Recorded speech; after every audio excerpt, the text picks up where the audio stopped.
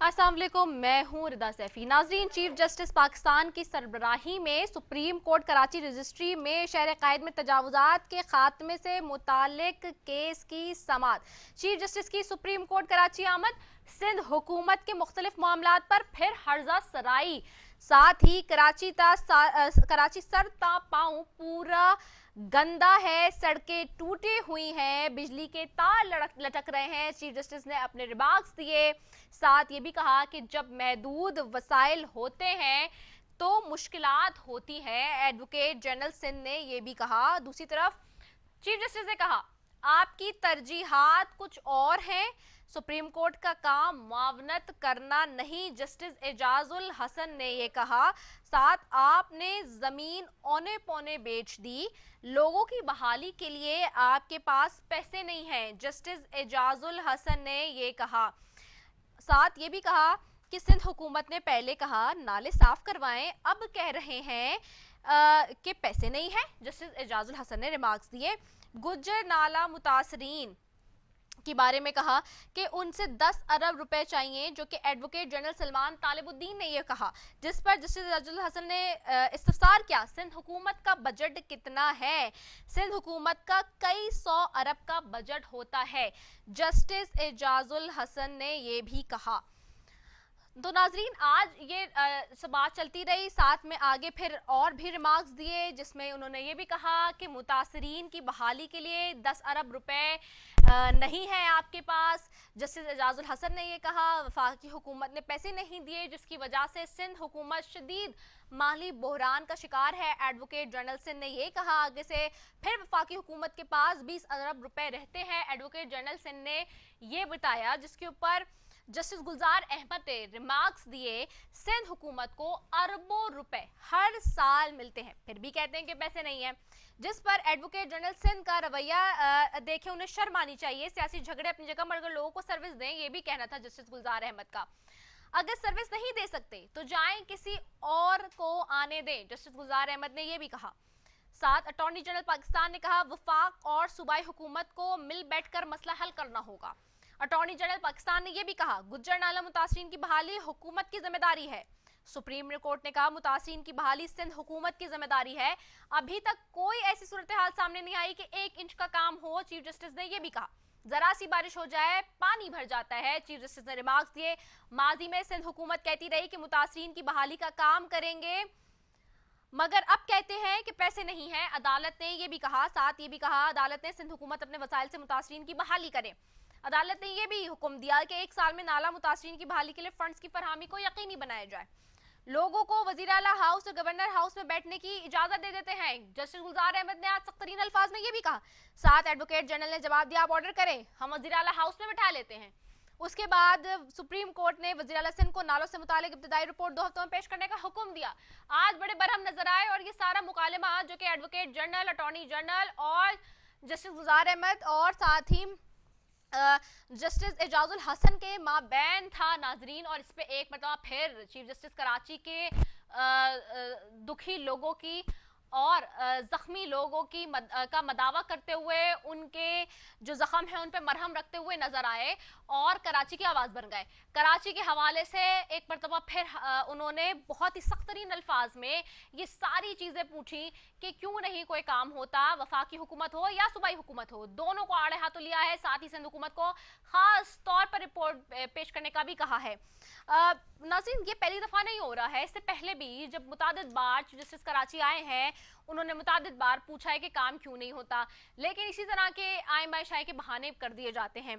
बहरहाल आज इस पर हम बात करेंगे। इसके अलावा जी दूसरी तरफ हमें आज नजर आया कि हुकूमत ने यह भी कहा है कि जी आज जो न्यूजीलैंड का मामला हुआ है, न्यूजीलैंड की टीम वापस गई है श्रीलंका। इसके अलावा इंग्लैंड की टीम जो नहीं आ रही खेलने के लिए क्रिकेट के लिए, उसके लिए जो एक पूरी आलमी साजिश है वो किसने रचाई है, कहां से रचाई है, उसके ऊपर आज वफाकी वुज़रा लबकुशाई कर रहे थे मुख्तलिफ प्रेस कॉन्फ्रेंस में।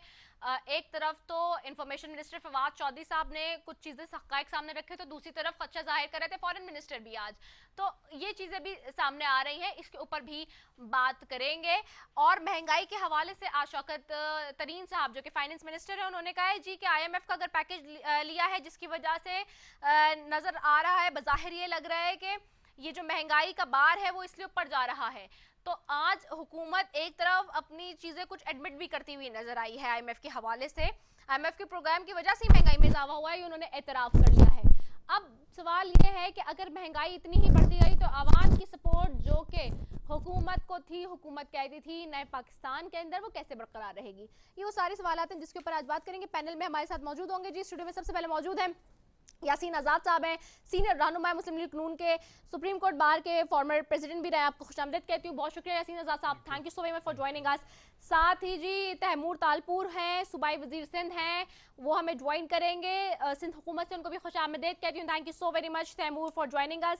साथ ही जी हमें ज्वाइन करेंगे हुकूमत की तरफ से अमजद अली खान नियाजी, कौमी असम्बली के मेंबर हैं, उनको भी खुशामदीद कहूँगी। आप तीनों मेहमानों का बेहद शुक्रिया। लेकिन एक मुझे शॉर्ट कमर्शियल ब्रेक पर जाना है, उसके बाद वापस आ रही हूँ, स्टे ट्यून।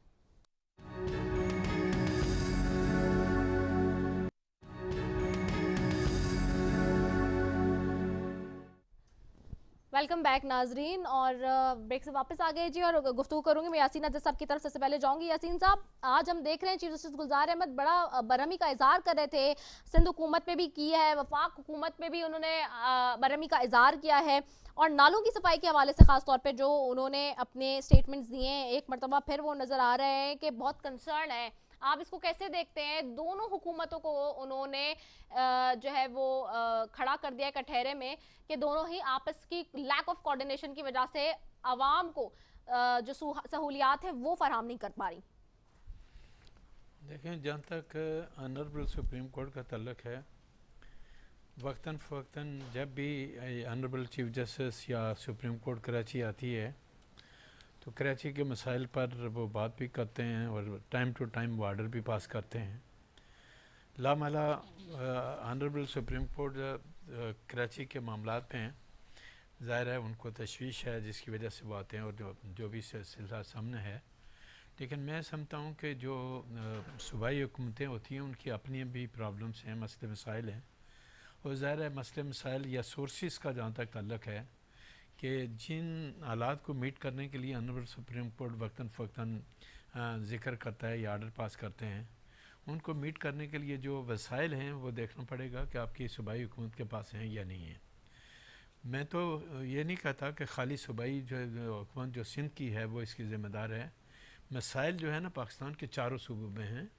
चारों सूबों से आप पेशावर चले जाएँ, लाहौर चले जाएँ, पिंडी इस्लामाबाद में जब बारिशें हुई तो क्या तबाही आई आपके, तो पिंडी इस्लामाबाद में भी सिस्टम को, बारिशों को, पानी को आप नहीं रोक सके। तो मसले मसाइल जो हैं वो अपनी जगह पे हैं। ऑनरेबल सुप्रीम कोर्ट निशानदाही करता है और कोशिश ये करता है कि ये मामलात को हम टेकअप करें और गवर्नमेंट अपने वसाइल के अंदर रहकर काम करें।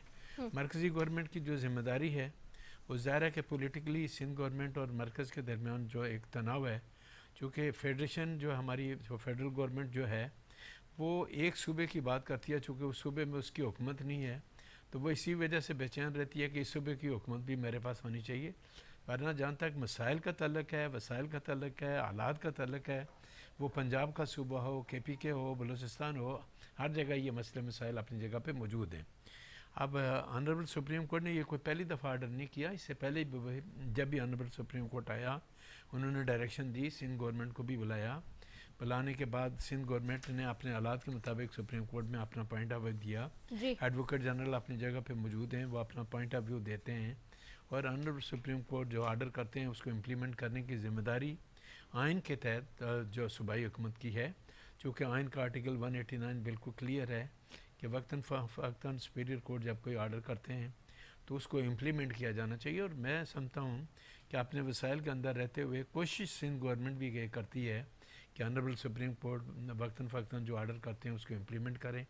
बाज़ औक़ात आर्डर इम्प्लीमेंट होते हैं, बाज़ औक़ात नहीं होते। ऑनरेबल सुप्रीम कोर्ट आता है, उन पर तशवीश का इज़हार करता है, लेकिन ये बात भी एक हकीकत है कि सिंध गवर्नमेंट को वो फंड जो फेडरल गवर्नमेंट को देने चाहिए वो नहीं दे रही। अच्छा। पॉलिटिकल डिफरेंसेस की वजह से वो अमाउंट नहीं आ रही। ओके। और वक्तन फ़क्तन जो हमारी सूबाई गवर्नमेंट है हाँ। वो ये कहती है कि फेडरेशन का काम जो उनके मिनिस्टर हैं सवाए इल्ज़ाम के वो आते हैं, इल्ज़ाम लगाते हैं हमने इतने पैसे दे दिए, कब दिए, किसको दिए, क्या सबूत है, कहाँ खर्च हुए, कहाँ नहीं हुए, ये एक लंबी तफसील है। तो मैं ये समझता हूँ कि ऑनरेबल सुप्रीम कोर्ट वक्तन फ़क्तन जो आर्डर करता है सूबाई गवर्नमेंट को कोशिश करनी चाहिए कि अपने मसाइल के अंदर रहते हुए जितने उसको इम्प्लीमेंट कर सकते हैं इम्प्लीमेंट करें, क्योंकि ये आईनी तकाज़ा है कि जो ऑनरेबल सुप्रीम कोर्ट आर्डर करता है उसको हर हालत में इम्प्लीमेंट होना चाहिए। मैं इससे ज़्यादा इस इशू पे कोई बात नहीं करना चाहता। अच्छा, मैं सिंध गवर्नमेंट की तरफ चले जाती हूँ, सिंध गवर्नमेंट का मौक़िफ़ ले लेती हूँ, क्योंकि हर बार जब चीफ जस्टिस आते हैं और हर बार इस तरह के ऑब्जर्वेशन सामने आ रही होती हैं ड्यूरिंग द केस और उनकी स्टेटमेंट्स, तो हम बात कर रहे होते हैं इस सारे मामले के ऊपर। सिंध हुकूमत का भी मौक़िफ़ ले लेती हूँ मैं। तैमूर की तरफ जाती हूँ। तैमूर, ये बताएं, आज जिस तरह से एक मरतबा फिर हमने देखा है कि चीफ जस्टिस ने कराची सुप्रीम कोर्ट आमद पर बरहमी का इजहार किया है उन तमाम तर मामलात पर जो कि वो पहले भी स्ट्रक करके जा चुके हैं, चीज़ें हैं जिसके ऊपर नज़र आते हैं कि जी काफ़ी कंसर्न है ख़ास तौर पे इस हवाले से कि जी चाहे वो नालों की सफाई हो या फिर कचरा हो या फिर XYZ और चीज़ें हों। आज को जो रिमार्क्स नज़र आ रहे हैं ऑनरेबल चीफ जस्टिस के, उसके ऊपर आप क्या कहेंगे? और मैं पहले भी बल्कि आपसे पूछती रही हूँ सवाल के जो बातें आप लोग कहते हैं बैठ के टॉक शोज के अंदर भी, क्या वहां पर आप लोग मुतमईन नहीं कर पा रहे जिसकी वजह से बार बार इस तरह के स्टेटमेंट सामने आते हैं? बिस्मिल्लाह देखिए, जहाँ तक बात है सुप्रीम कोर्ट पर उनकी ऑब्जर्वेशन की, तो सिंध हुकूमत हमेशा बहुत और बहुत इज्जत है चीफ जस्टिस के अहकाम ने ज्यादातर चीजों पे बहुत अच्छा फॉलो भी अच्छा काम किया है। आपने देखा इस बार बरसातें हुई और कराची ने अच्छा नहीं देखा कि हुआ हो तो बेहतरी की तरफ जा रहा है। अगर नालों की सफाई में ने कहीं मदद की, कोई बहुत बड़ा एहसान नहीं किया हम पर, उस सफाई के पैसे भी हमने दिए हैं। जब हम बात करते हैं या जब ऑब्जर्वेशन कोई आती है चीफ जस्टिस साहब की, मैं समझता हूँ उनको ऑनरेबल चीफ जस्टिस को ये भी देखना चाहिए कि अभी जब इस्लामाबाद में बरसातें आई अच्छा, आपकी आवाज हमें बिल्कुल सही नहीं आ रही तैमूर, आपकी आवाज बहुत कट रही है। There must be some distortion at your side, क्योंकि आपकी आवाज हमें बिल्कुल नहीं आ रही। Let me ask with my audio team कि जी इसको फिक्स करें ताकि उनकी आवाज ठीक तरीके से आ जाए ना। मीनवाइल मैं उस्मान सईद बसरा साहब की तरफ चले जाती हूँ जो स्पोक पर्सन है PTI के, पंजाब गवर्नमेंट के। उस्मान, आपको मेरी आवाज आ रही है? जी आ रही है जी। Usman, can you hear me? जी मैं आपको सुन रहा हूँ जी। जी, thank you so very much for joining us. Usman, बताइएगा, आज जैसे कि बड़ा ही चीफ जस्टिस गुलजार अहमद साहब ने कारकर्दगी के मामले पर बरहमी का इजहार किया है कराची सुप्रीम कोर्ट रजिस्ट्री में, और उसमें सिंध हुकूमत और वफाकी हुकूमत दोनों के बारे में ही बात हुई है। ये इशूज जो कराची के हैं उसमें दोनों हुकूमतों के हवाले से बात की गई है। अब जाहिर थे वफाक में आपकी गवर्नमेंट है, एडवोकेट जनरल भी मौजूद थे, अटॉर्नी जनरल भी मौजूद थे, ये मामला क्यों नहीं अभी तक हल हो पा रहे वफाक और सूबे के जो हैं, जो उनके माबैन हैं? क्या दूसरे सूबों के अंदर भी, जैसे कि आप खुद अभी पंजाब में बैठे हैं, पंजाब हुकूमत के तर्जुमान हैं, क्या इस तरह की इशूज सामने आते हैं? बिस्मिल्लाहिर्रहमानिर्रहीम, रिदा आपका बहुत शुक्रिया। सबसे पहले तो मैं आपकी खिदमत अर्ज करूं कि ये पहली दफा नहीं है कि सिंध की नाअहल हुकूमत के ऊपर सुप्रीम कोर्ट के मोअज़्ज़ज़ जज साहबान ने कोई रिमार्क्स दी हो या कोई ऑब्जर्वेशन दी हो। एक पहला वाकया नहीं है, ये तवात्तर के साथ अब ये तो आदी हो चुके हैं ना इसके जी। मसला ये है कि अभी जब आपने तैमूर से भी सवाल किया तो वो उसी डॉक्ट्राइन को जो जरदारी साहब के बेटे की डॉक्ट्राइन है उसी को दोहरा रहे थे। मेरे ख्याल में सुप्रीम कोर्ट के मोअज़्ज़ज़ चीफ जस्टिस साहब को जो डॉक्ट्राइन है बिलावल भुट्टो की वो जरा सुन लेनी चाहिए कि असल में उनको मालूम नहीं है कि जब बारिश आता है तो पानी आता है और जब ज्यादा बारिश आता है तो ज्यादा पानी आता है, और बाकी जो वसाइल हैं सिंध हुकूमत के वो सारे आपस में बांट के खा जाता है। एक गंदुम है वो इनकी चूहे खा जाते हैं, बाकी वसाइल के ये सरकारी डेस्क ले लेते हैं। देखिए ना, वहां अदालत में कह रहे हैं हमारे पास वसाइल नहीं है, और 29,000 रुपए का एक डेस्क खरीद रहे हैं स्कूलों में बैठने के लिए, 29,000 रुपए का, और कमोबेश 6 अरब के वो डेस्क खरीद रहे हैं। सिंध के अंदर ये पहला मौका नहीं है। मोअज़्ज़ज़ चीफ जस्टिस साहब ने इससे पहले भी ऑब्जर्वेशन दे रखी है, और इससे पहले की इससे भी जबरदस्त ऑब्जर्वेशन आपको शायद याद नहीं कि डायन भी 7 घर छोड़ देती है। उसके बाद ऑब्जर्वेशन थी कि सिंध के अंदर कोई निजाम हुकूमत। हाँ उस्मान बोले हाँ मुझे याद है उस्मान, आप जो कह रहे हैं मुख्तलिफ टाइम के आप ये ऑब्जर्वेशन भी बता रहे हैं उनके। मसला ये है, मसला ये है जी 18वीं तरमीम के बाद, और 18वीं तरमीम वो आईनी तरमीम है जिसका पीपल्स पार्टी बड़ा क्रेडिट लेती है। रोज टेलीविजन के ऊपर बैठ के हमने जमहूरियत की बड़ी खिदमत की, हम 18वीं तरमीम ले आए। पिछले 14 साल से बिल्ला शिरकत गैर ये सिंध के अंदर हुकूमत कर रहे हैं, और इंतजाम के ऊपर तो आज की जो ऑब्जर्वेशन है मेरे ख्याल में ये आईना दिखा दिया है चीफ जस्टिस साहब ने। कराची की कचरा कुंडी हो, कराची के नाले बंद हो, अंदरूनी सिंध के अंदर भूख और अफलास हो, नंग हो, बीमारी हो, सेहत हो, तालीम हो, या तो सिंध के अंदर स्कूल ही नहीं है सिरे से, जहाँ स्कूल है वहाँ गधे बंधे हुए हैं, और जहाँ गधे नहीं बंधे हुए वहाँ का तालीमी हालत यह है कि उस बच्चे को बेचारे को अभी अगले रोज एक और केस के अंदर ऑब्जर्वेशन थी कि मुल्क के अंदर कहीं दाखिला नहीं मिलता। सेहत की हालत यह है कि सिंध के अंदर कुत्ते काटे की वैक्सीन नहीं थी, जिसका इल्जाम ये फिर मरकज पे लगा देते हैं। अगर गंदुम रखवाएं वो चूहे खा जाते हैं। एड्स की हालत ये, एड्स जैसी खतरनाक बीमारी जो आपका नवाब शाह है उसको WHO ने एड्स ज़दा इलाका इमरजेंसी डिक्लेयर की हुई है। तो ये है सिंध की एक अमूमी हालत।